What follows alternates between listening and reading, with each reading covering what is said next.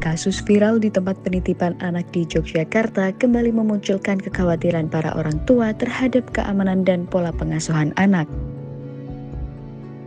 Peristiwa ini menjadi pengingat bahwa pengasuhan tidak hanya soal menjaga anak, tetapi juga memastikan mereka tumbuh dalam lingkungan yang aman, nyaman, dan penuh perhatian.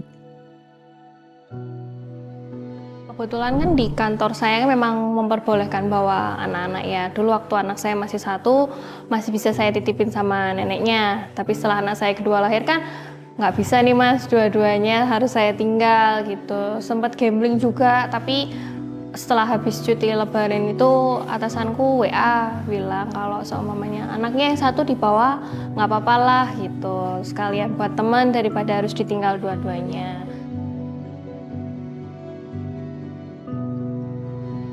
Kalau secara kata-kata sih kayaknya nggak ada yang cocok, yang pas untuk menanggapi itu ya. Karena mungkin kalau secara aksi bisa tonjok, wah nek sini gemes banget ya mas.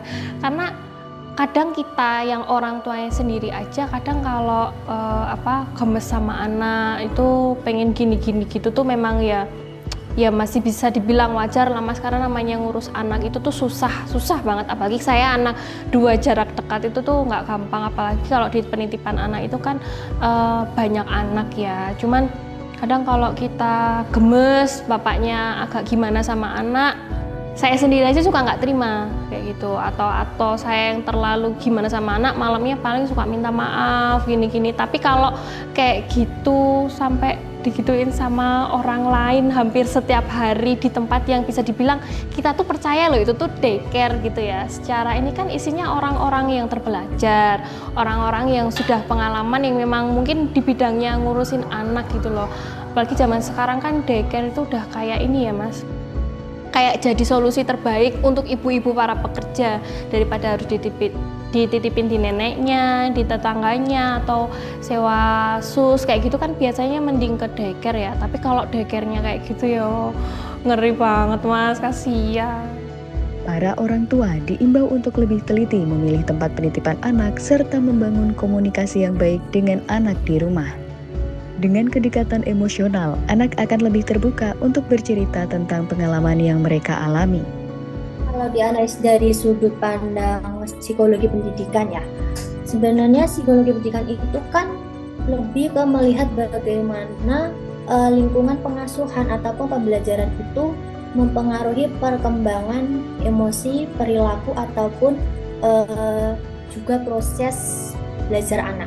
Nah, sebenarnya kalau lebih disederhanakan lagi, psikologi pendidikan itu lebih mengarah ke bagaimana anak itu berkembang, terus kemudian mengenai bagaimana sih cara anak itu belajar, terus kemudian gimana emosi ataupun emosional anak itu terbentuk, kemudian juga bagaimana lingkungan dari tempat tinggal ataupun lingkungan orang dewasa di sekitarnya itu mempengaruhi kondisi anak itu sendiri. Mereka kan belum bisa mengungkapkan perasaan mereka. Nah, biasanya kita lihat dari perilakunya. Ketika mereka nggak bisa mengungkapkan sesuatu, mereka tuh lebih cenderung ke perilaku. Misalnya kayak dia tuh tantrum, nangis, terus kayak suka lari ke sana, lari ke sini, lempar barang, lempar ini, lempar itu. Nah, jadi kan kita sebagai guru itu juga kita kasih pendekatan pelan-pelan, kita deketin pelan-pelan. Kira-kira apa sih yang dibutuhkan anak itu sendiri? Nah, biasanya kalau sepengalaman saya di sekolah yang sekarang itu, ketika awal sebelum masuk kan ada yang namanya assessment.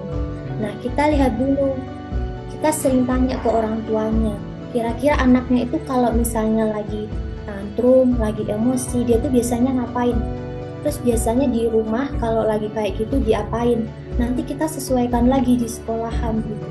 Caranya kalau dari saya pribadi, yang pertama itu kita biarin dulu si anaknya tuh tenang dulu. Ketika dia udah mulai tenang, ketika dia udah bisa diajak berbicara, kita biasanya kan si anak itu suka apa ya, sesuatu hal gitu. Nah, kita kasih kira-kira dia mau ini enggak. Dia terus kalau nggak mau ini kita kasih pilihan lagi, dia mau enggak. Lebih ke itu sih, kita pahami pelan-pelan dulu anaknya, baru kita ajak komunikasi juga.